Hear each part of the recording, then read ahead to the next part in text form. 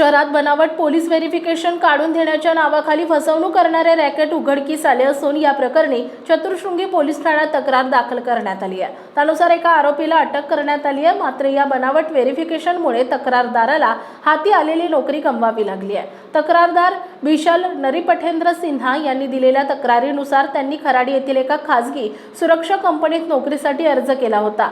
कंपनीने police verification सादर करण्याची अट घातली होती।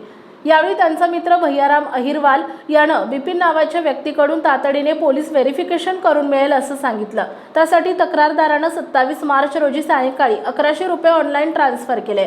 त्यानंतर काही तासातच व्हॉट्सअपवर पोलीस व्हेरिफिकेशनची PDF फाईल आणि रिसीट पाठवण्यात आली। मात्र 30 मार्च रोजी कंपनीकडून पडताळणी केल्यानंतर हे कागदपत्र बनावट असल्याचं स्पष्ट झालं। यामुळे तक्रारदाराची नोकरीही नाकारण्यात आली। त्यानंतर तक्रारदारानं पोलिसांकडे धाव घेतली। चौकशीत विपिन सिंग यानं हे बनावट कागदपत्र अजिंक्य साळुंके याच्याकडून तयार करून घेतल्याचं सांगितलं। पोलिसांनी साळुंके याला ताब्यात घेऊन चौकशी केली असता त्यानं मोबाईलवरील पिक्स आर्ट ॲपच्या मदतीनं बनावट पोलीस व्हेरिफिकेशन तयार केल्याची कबुली दिली आहे। महत्त्वाच्या बातम्या पाहण्यासाठी आजच आमच्या महाराष्ट्र लाईव्हला सबस्क्राईब करा आणि बेल आयकॉन प्रेस करा। तसेच Instagram आणि Facebookवर फॉलो करा।